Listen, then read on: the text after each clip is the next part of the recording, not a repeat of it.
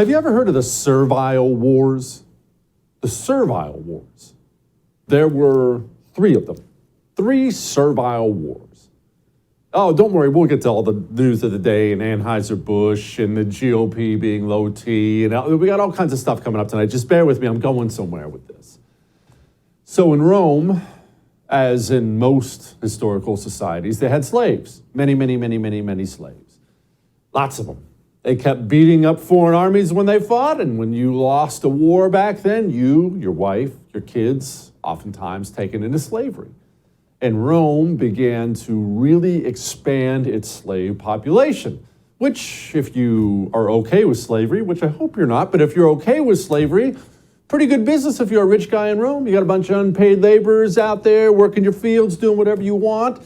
But there's always, in any society that's heavy on slaves, there's always a safety concern.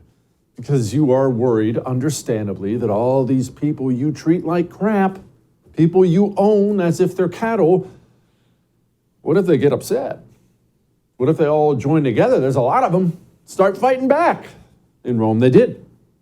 They had a servile war. Eventually, Rome beat them up, won. They had a second servile war. Eventually, Rome beat them up and won. Then along comes the third servile war. You maybe have seen a movie about it, or at least you've heard of it. Spartacus, you know who Spartacus was? He was a real person. He was a slave, a gladiator slave. The gladiators were slaves, mostly. So he was well-trained. Turns out the guy had a knack for military command. They think he may have been a military commander prior to being captured and being made a slave. Either way, he starts kicking these Romans around. Pretty good. Winning some battles, doing some things he shouldn't be able to do. But eventually, Rome, they get Pompey Magnus, they get Crassus, they get a bunch of generals together, and they figure out a way to put down this slave rebellion. The third servile war is over. But Rome understood something at this point in time. Okay, we have all these slaves. We're not giving up our slaves, but these people keep rebelling. Every so often now, they keep rebelling. How are we going to stop this? What are we going to do to make sure there's no servile war part 4? Let's just make sure it stops at 3. What are we going to do? So here's what they did. You ever heard of the Appian Way? All you need to know is there's Rome, the city of Rome, and then there's Capua, another major city in Rome. Consider them the 2 major cities in the Roman Empire. All right, and from Rome to Capua, there's a superhighway. Think about the superhighway near where you live, the main thoroughfare where everyone drives. That's called the Appian Way, 130 miles between Rome and Capua. At the end of the third servile war, the Romans had 6,000 of the slave rebels captive. And what they chose to do was crucify each one of those slaves along the Appian Way. So every so often, think about that, 6,000 people, it's only 130 miles. That's a whole lot of crucifixion. Think what you'd think going up and down the Appian Way as people lay there. Remember, it takes days to die when you're crucified. Days of suffering, misery, groaning, crying. Think what that sounded like. Think what that looked like. 6,000 crucifixions. And there was never a fourth servile war. Message received, right? This is an ugly story. It's a true story. It's an ugly story. But there's a great lesson in there. And lessons are important, are they not? Because the low-T GOP has never understood things like lessons. They certainly don't understand things like history. They're too afraid of everything, the media, themselves, winning at something. Just a quick recap on last week. Don't worry, we're not going to go over the whole thing. Anheuser-Busch, biggest beer place out there, they'd hire some wingnut nutball as their vice president of marketing. Of course, like every other corporation who brings in the psycho-communist liberal white woman, she immediately starts tearing apart the company and finds some tranny, Dylan Mulvaney, some dude pretending he's a chick, and they slap his face on some Bud Light cans. You remember all this. Well, what happened after that? What happened was, unlike anything really I think I've seen the right get angry before. I've seen the normal people and the right get angry together before, but I don't think I've ever seen normal people and the right get angry and punish somebody.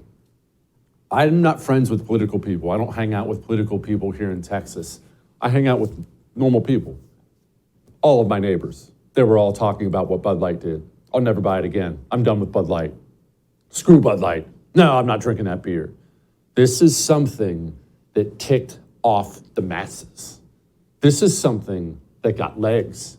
Finally, this endless tranny activism, finally they'd pushed too far. And they pushed in a way that gave people an easy way to fight back. So there's plenty of beer options, right? I have to buy Bud Light, buy whatever I want. You buy whatever beer you want. So people said no. I had friends of mine, neighbors, they practically had a Bud Light party just to get rid of all the Bud Light they had. We got to get it out of the house, never buying it again. And what was the result of all that?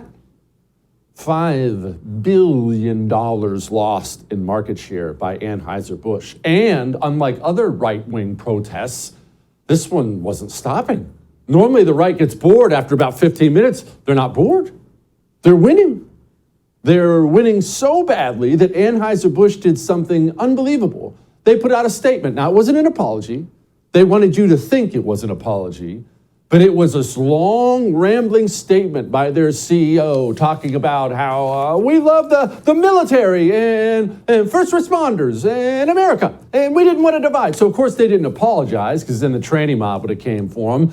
But you all know what that was. That was a week of dead silence, and then they put out that statement. These people are panicking.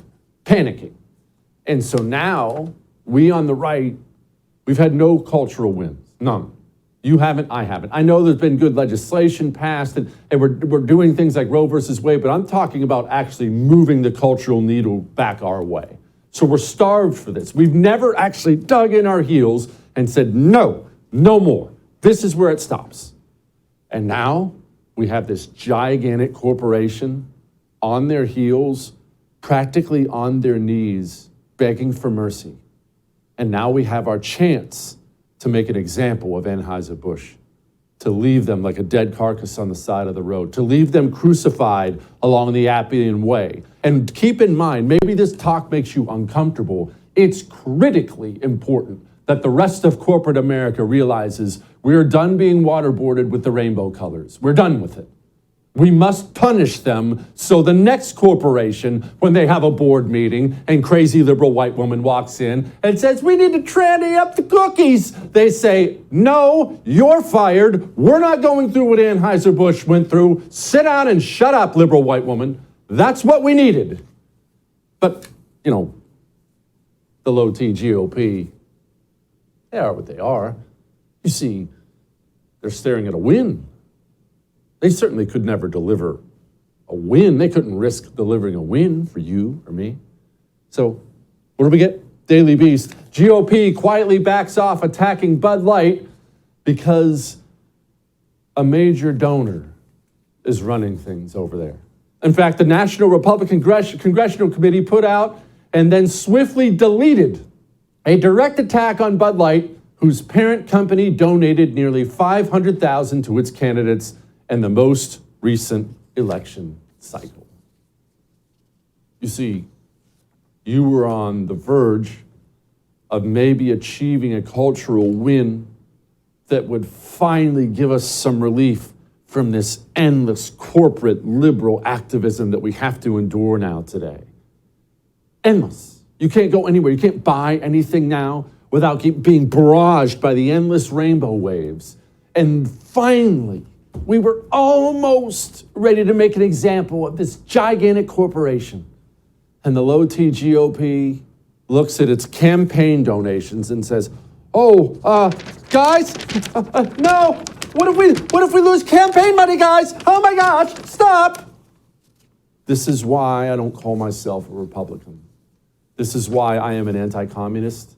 And this is why we must purge most of these Republicans from local, state, and federal office, because we simply can't win with these people. They're not trying to win. The tranny debate isn't some obscure cultural war that doesn't matter. It's a critical step for them in destroying reality, in destroying young people, destroying families, getting people to admit that the sky is green. Support the First TV today and get instant access to exclusive specials like Who is Ron DeSantis, The History of FBI Scandals, and America's Worst Presidents. Visit thefirsttv.com/support or download the First TV app to become a supporter and start watching today.